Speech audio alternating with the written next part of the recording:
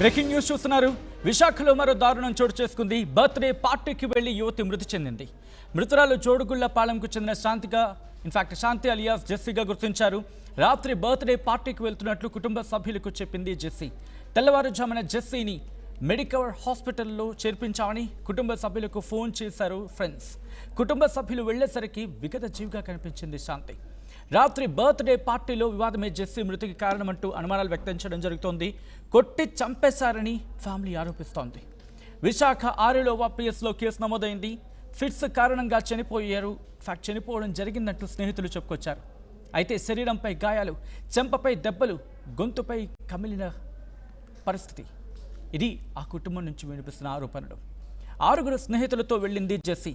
Hotel గదిలో కొట్టారని Jessie కుటుంబ సభ్యులు ఆరోపించడం జరుగుతోంది. 6 యువకులను అదుపులోకి తీసుకుని విచారించడం జరుగుతోంది పోలీసులు. ఒక్కసారిగా ఈ ఘటన స్థానికంగా సంచలనంగా మారింది. మరి ముఖ్యంగా బర్త్డే పార్టీకి వెళ్ళిన వ్యక్తి ఒక్కసారిగా విగతజీవిగా మారిపోవడం ఏంటి? ఆ 6 ఏమైనా ఇబ్బందికర వాతావరణం గురి చేసే ప్రయత్నం చేశారా? ఆ 6 స్నేహితులు ఈ మీద దాడి చేయడం జరిగిందా? జెస్సీ మీద దాడి చేయడం జరిగిందా? అసలు ఇందుకే ఏం జరిగింది? ఆ హోటల్ గదికి సంబంధించి మాట్లాడుకుంటున్న క్రమం అక్కడికి ఎందుకు వెళ్ళారు వీళ్ళంతా కూడా? అసలు ఏంటి బర్త్డే పార్టీ? నిజంగా బర్త్డే పార్టీ అయినా, లేకపోతే బర్త్డే పార్టీ వెనకాల ఇంకా కారణాలు ఏమైనా ఉన్నాయా? ప్రస్తుతం దీనికి సంబంధించే చర్చ జోరందుకుంటోంది. దానికి సంబంధించిన బ్రేకింగ్ న్యూస్ చూస్తున్నారు. విశాఖలో ఇంకా దారుణం జరిగింది. బర్త్డే పార్టీకి వెళ్ళిన యువతి మరణించింది. మృతురాలు జోడుగుళ్లపాలెంకి చెందిన శాంతి అలియాస్ జెస్సీగా గుర్తించారు. రాత్రి బర్త్డే పార్టీకి వెళ్తున్నట్టు జెస్సీ కుటుంబ సభ్యులకు చెప్పడం జరిగింది. అంటే జెస్సీ కుటుంబ సభ్యులకు ఇన్ఫర్మేషన్ అందించింది. అయితే తెల్లవారేసరికి జెస్సీని మెడికవర్ హాస్పిటల్లో చేర్పించాలని ఇదే ఫ్రెండ్స్ కుటుంబ సభ్యులకు చెప్పడం ఆందోళన కలిగిస్తున్న అంశం. కుటుంబ సభ్యులు వెళ్లేసరికి విగత జీవిగా ఉంది శాంతి అలియాస్ జెస్సీ.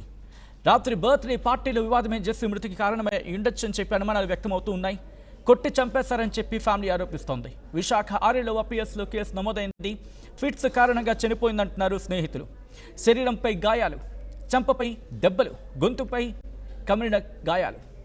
ఇది కుటుంబ సభ్యులు ఆరోపిస్తున్న మాటలు. అయితే ఏం జరిగింది? డీటెయిల్గా మాట్లాడుకునే ప్రయత్నం చేద్దాం. ఇదే అంశానికి సంబంధించి ఆ కుటుంబం రియాక్ట్ అయింది. ఆ కుటుంబం ఏముంటుందో చూసే ప్రయత్నం చేద్దాం. బట్ అంతకన్నా ముందు ఈ కథనం మిమ్మల్ని కాస్త కలవరపరచచ్చు, దీనికి సంబంధించిన జాగ్రత్తలు తీసుకోవాలని RTV సూచించడం జరుగుతోంది. This is disturbing content. Video description is highly advised. ఒక్కసారి ఆ కుటుంబం ఏముంటుందో చూద్దాం. బర్త్డే పార్టీ అని ఇంటి నుంచి వెళ్ళిన శాంతి తిరిగి రాని లోకానికి వెళ్ళింది. ఒక్కసారిగా వారి కుటుంబ సభ్యులు, నిజానికి చూసుకుంటే శాంతి వారి ఇంట్లో ఒక దీపం మాదిరిగా ఉన్న పరిస్థితి. ఈరోజు చూసుకుంటే కింగ్ జార్జ్ ఆసుపత్రి వద్ద వారి కుటుంబ సభ్యులు చాలా బాధపడుతున్నారు. అలాగే ఎవరైతే వారికి సన్నిహితంగా ఉన్న మరికొందరు కూడా వచ్చిన పరిస్థితి ఉంది. అమ్మ, సిస్టర్ అదే ఏం చేస్తుంటారు న్యాచురల్గా? నిన్న ఏం జరిగిందమ్మా? నార్మల్గా అక్క డిప్లొమా చదివింది, ప్రజెంట్ ఏం చేయట్లేదు. నాన్న చనిపోయిన తర్వాత నుంచి తను జాబ్ మానేసింది. ఇంట్లో నార్మల్గా చూసుకుంటుంది. నేను మమ్మీ సెక్యూరిటీగా వర్క్ చేస్తున్నారు. నేను నిక్తా హాస్పిటల్లో నర్స్గా వర్క్ చేస్తున్నాను. అయితే నిన్న నైట్ నేను కంటిన్యూ చేసి వచ్చాను డ్యూటీ. సో అందుకు నీరసం ఉందని పడుకుని పోతానని చెప్పాను. మా మమ్మీ వాళ్ళ రిలేటివ్ వాళ్ళ తమ్ముడు వచ్చారు. మా ఇంట్లో 3 days ఉన్నారు. మమ్మీకి బాగాలేదని వచ్చారు. 3 days నుంచి మా ఇంట్లో ఉండే. అయితే తనకి చెప్పింది. మమ్మీ వచ్చేసరికి మినిమం 10-11 అయిపోతుంది అనమాట. అయితే మాయ నేను ఇట్లా బయటకు వెళ్తున్నాను, ఇట్లా బర్త్డే పార్టీ ఉందని చెప్పేసి వెళ్ళేది. ఎప్పుడు 12కి అరౌండ్గా వచ్చేస్తుంది, లేకపోతే 12:30 అలా వచ్చేస్తుంది. తనే డోర్ తీసుకొని ఇంట్లోకి వచ్చి పడుకుని పోతుంది తినేసి. అంటే ఏదైనా ఇలా ఉంటే. నిన్న నైట్ ఏమొచ్చేసి 9:30కి అలాగా ఇలా వెళ్తున్నామని చెప్పేసి చెప్పింది. చెప్పిన తర్వాత మేము యూజువల్గా ఇంట్లో వచ్చేస్తుందేమో అని చెప్పేసి ఇంక మేము ఏం మాట్లాడలే. ఎర్లీ మార్నింగ్ నైట్ మేము చూసాము, రాలేదు. మేము నీరసము. జెస్సీ ఫోన్ చేసింది 10:30కి అలాగా చేసి, మీరు మమ్మీ మీరు జాగ్రత్త, టాబ్లెట్స్ చేసుకోండి, నేను వచ్చేస్తాను ఎలాగో అయిపోయిన తర్వాత అని చెప్పింది. అయిపోయింది. మమ్మీ తినేసింది, నేను తినేసి ఇంక పడుకుని పోయాము. మార్నింగ్ 5 o'clock 5:20 5:30 అలా అవుతుంది.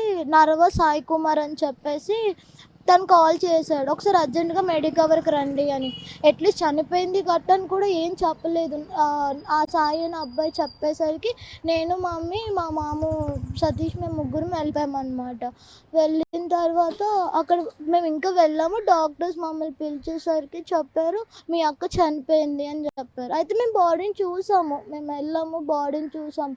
మొత్తం మేమంతా పేక నులిపేసి దవళ్ళ మీద కొట్టేసి, చేతికేమో ఫుల్గా కట్టింగ్ ఉంది, చేతికి ఒక కట్టింగ్ ఉంది, చేతులన్నిటికీ కమిలిన దెబ్బలు ఉన్నాయి. మాకు డౌట్ వచ్చింది. అయితేనేమో మేము వాళ్ళ ఫ్రెండ్స్ ఎవరెవరు, లక్ష్మీ సంజన, నరవ సాయి కుమారు, పుచ్చ సాయి కిరణ్, తర్వాత జశ్వంత్, తర్వాత ఇంకొక సాయి కిరణ్, మణి అంట. వీళ్ళంతా కలిపి నిన్న జెస్సీ బర్త్డే పార్టీకి అని చెప్పి బయటికి రాగానే వాసుపల్లి సాయి అనే అబ్బాయి ఏమొచ్చేసి నరవ సాయి కుమార్కి కాల్ చేసి, అరే జెస్సీని తీసుకురండ్రా, మేము ఇక్కడ B² హోటల్లో రూమ్ తీసుకున్నాం, మేము అదే మనం ఇలా మాట్లాడుకుందాం సంథింగ్ ఎల్స్ అని ఏదో చెప్పారు. అది ఏంటన్నది మరి మాకు కూడా తెలియదు. కానీ అప్పటికి జెస్సీ లెఫ్ట్ అయిపోయింది ఇంట్లో నుంచి. చేసేసరికి జెస్సీ వెళ్ళిందంట. వెళ్ళిన తర్వాత 3 రూమ్స్ తీశారంట. జెస్సీ ఒక రూమ్లో ఉన్నది. అప్పటికి మా మమ్మీతో అప్పుడే మాట్లాడింది జెస్సీ, ఆ టైమే అవుతుంది మేబీ. అయితే మా వేరే రూమ్లో ఉంది, ఏమైందో మరి ఏంటన్నది మరి మాకు తెలియదు. వాళ్ళు మరి కొట్టడం జరిగిందా లేకపోతే ఏం చేశారనేది తెలీదు. అయితే పోలీసు వాళ్ళు ఇన్వెస్టిగేషన్ చేస్తా అని చెప్పేసి అని అన్నారు. మరి సాయి కుమార్ అదే చెప్పారు కదా, అతను ఏం చెప్పాడు? మీరు వెళ్ళి అడుగుతారు కదా, ఏంటి మా అక్క ఏంటి అని. ఫస్ట్ మేము హాస్పిటల్లో అడిగినప్పుడు వాళ్ళు ఏం చెప్పారు, ఏం లేదు, ఇలా మేమంతా రూమ్ తీసుకున్నాము, అయితే జెస్సీకి వాటర్ కావాలని అంటే మేము బయటకు వచ్చాము, మేమంతా కలిపి మేము వెళ్ళేసరికి జెస్సీ ఇలా చేసుకుంది, ఫిట్స్ వచ్చింది, అందుకే అందులో వాసుపల్లి సాయి అని చెప్పి ఒక అబ్బాయి ఉంటే ఆ అబ్బాయి ఏమో ఈ రూమ్లో ఉన్నాడు, తనకి పామింగ్ చేస్తున్నాడు, చేతులు కాళ్ళు రబ్ చేశాడు అని చెప్పేసి ఫస్ట్ వాళ్ళు అబద్ధమే చెప్పారు. ఎందుకంటే డాక్టర్స్ అందరికీ తెలుసు. అయితే ఏం అవ్వలేదు, ఫిట్స్కే పడిపోయింది. జెస్సీకి ఫిట్స్ ఉందని విషయం అందరికి తెలుసు, కానీ అరౌండ్ 30 to 40 minutes అసలు మా జెస్సీ లెగదు పడుకుంటే. ఎందుకంటే తనకి ఫిట్స్ వచ్చిందంటే బాడీ డీహైడ్రేట్ అయిపోద్దని తెలుసు. మేము చిన్నప్పటి నుంచి చూస్తున్నాం. ఆ అబ్బాయి అలా చెప్పాడు. పోలీస్ స్టేషన్కి వెళ్ళిన తర్వాత వాళ్ళందరూ నిజం ఒప్పుకున్నారు. మరి వాళ్ళు ఎందుకు కొట్టారు అన్నది మరి మాకు తెలీదు. మాకైతే ఇప్పుడు న్యాయం కావాలి. మా అక్క ఎందుకు చనిపోయింది, మాకు ఏంటి అసలు ఎందుకు చనిపోయింది, మా అక్కని ఎందుకు వాళ్ళు చంపారా, లేకపోతే మా అక్క అంతటా మా అక్క చనిపోయేంత పిరికిదైతే కాదు. మా డాడీ లాస్ట్ 2 years ముందు చనిపోయినప్పుడు మమ్మల్ని స్ట్రాంగ్గా ఎన్నుకుంది మా అక్క, మా ఇద్దరిని చూసుకుంది. అలాంటిది పిరికిదైతే కాదు మా అక్క. ఇప్పుడు మీరు 6 అన్నారు కదా, 6 అంటే జనరల్గా బర్త్డే పార్టీకి ఎవరైనా వెళ్ళొచ్చు, అట్లా పార్టీ చేసుకుంటారు. బట్ అంటే అందులో అందరూ అబ్బాయిలు ఉన్నారు, అమ్మాయిలు కూడా. అమ్మాయి లక్ష్మీ సంజన అని ఒక అమ్మాయి ఉంది. ఆ అమ్మాయికి జెస్సీ అదే ఎవరైతే ఉన్నారో అందులోని పుచ్చ సాయి అని ఒక అబ్బాయి తన బాయ్ ఫ్రెండ్ అంట. సో వీళ్ళు గ్యాంగ్గా వెళ్ళారు, జెస్సీని పిలిచారు. వీళ్ళు జెస్సీ కాల్ చేసి వచ్చేసరికి ఓకే తెలియదు కదా ఇంత సినారియో జరుగుతుందని జెస్సీకి కూడా తెలియదు. సో తను కూడా వెళ్ళిన తర్వాత మరి అక్కడ ఏం జరిగిందో ఏమో, పిల్లని మాత్రం మచ్చలు, ఒళ్ళంతా దెబ్బలు, కమిలిపోయిన దెబ్బలు ఉన్నాయి. అంటే మీకు అంటే ఇంతకుముందు ఎప్పుడైనా సిస్టర్ ఇట్లాగా, అంటే మీరు శాంతి అంటే జెస్సీ అని నేమ్ 2 ఉన్నాయి, అయితే ఎప్పుడైనా చెప్పిందా ఇట్లాగా? వాళ్ళకి పరిచయం ఎట్లాగమ్మా ఇప్పుడు మీ సిస్టర్కి వాళ్ళకి? అది మరి నాకు తెలీదు. వాళ్ళైతే వ్యాలీలో ఫ్రెండ్స్ అనమాట. తెన్నేటి పార్క్ ఎదురుగా వ్యాలీ ఉండే, అక్కడ ఉండే ఫ్రెండ్స్ వీళ్ళంతా. ఎప్పుడో 2021 అలాగనమాట. అప్పుడు మంచి స్నేహితులు అనుకున్నాను నేను. ఒకసారి వాసుపల్లి సాయికి కూడా వార్నింగ్ ఇచ్చాను, మీరు ఫ్రెండ్స్గా ఉండండి, పిచ్చి పిచ్చి పనులు చేసి మీరు మా పరువులు తీయొద్దని. నేను ఆల్రెడీ వాసుపల్లి వాళ్ళ ఫ్యామిలీకి కూడా మేము చెప్పడం జరిగింది.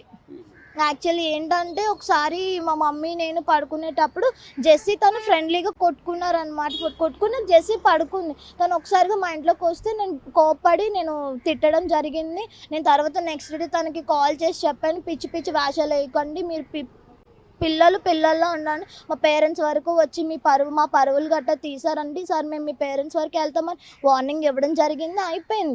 అయిపోయిన తర్వాత వాళ్ళు నార్మల్గా ఇంకా ఫ్రెండ్స్గానే ఉంటామని అనుకున్నారు, కానీ ఇలాగ చంపేస్తారని మాత్రం తెలీదు. మరి వాళ్ళు చంపారా లేకపోతే? మా జెస్సీ అయితే పిరికిదైతే కాదు, చచ్చిపోయేంత పిరికిదైతే కాదు మా జెస్సీ. ఎందుకంటే చెప్తున్నాం మాకంటూ ఫ్యామిలీ లేకపోయినా నన్ను మా అమ్మని ఇంతలా మేము ఇప్పటివరకు ఇంత స్ట్రాంగ్గా ఉన్నామంటే మా అక్క వాళ్ళే. మాకైతే పిరికిది కాదు, తనంతటిగా తను చనిపోదు, ఏదో ఇందులో మిస్టరీ ఉంది, మాకు న్యాయం కావాలి. ఓకే అమ్మ, ఎవరు బర్త్డే అని చెప్పారు? అది ఏమీ మాకు చెప్పలేదు. జస్ట్ నార్మల్ బర్త్డే పార్టీ అని చెప్పింది తప్ప ఎవరి బర్త్డే ఏంటి అని కూడా మాకు ఇన్ఫర్మేషన్ చేయలేదు. ఏదైతే బర్త్డే పార్టీ ఉంటుందని ఆమె చెప్పి వెళ్ళారో, సహజంగా బర్త్డే పార్టీకి వెళ్ళి ఒక గంట 2 గంటలు అంటే 9 గంటలకు వెళ్తే 10-10:30 గంటలకు వచ్చే పరిస్థితి ఉంటుంది. కానీ ఆ రోజు రాత్రి రాలేదు. అట్లాగే ఉదయం ఒక ఫోన్ కాల్ వచ్చి అనారోగ్యంతో ఉన్నట్టు చెప్పడంతో మెడికవర్ వెళ్ళారు. అయితే అప్పటికే ఆమె మృతి చెందినట్టు డాక్టర్లు కూడా చెప్పడం జరిగింది. అయితే వారి కుటుంబ సభ్యుల మాటలు బట్టి ఖచ్చితంగా ఆమెకు మామూలుగా ఆత్మహత్య కానీ ఫిట్స్ వలన చనిపోయే అవకాశాలు ఉండవు. దీనికి ఖచ్చితంగా ఏదో ఒక బలమైన కారణం ఉంటుంది. దీనిపై లోతుగా విచారణ జరిపించాలని కూడా కోరుతున్నారు. కెమెరా పర్సన్ తిరుపతితో రామచంద్రరావు, RTV, విశాఖపట్నం.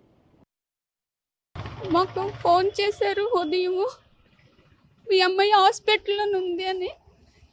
మేము వెళ్ళేటప్పటికి పాపేమో చనిపోయి ఉంది. లోపలికి వెళ్ళి చూస్తే మొత్తం గాయాలు ఇవన్నీ.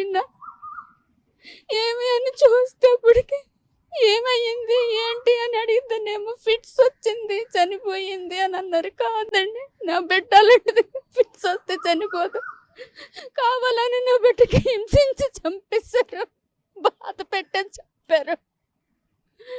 ఎవరు చంపారు, ఎలా చంపారో నాకు తెలియదు, కానీ నాకు న్యాయం కావాలి.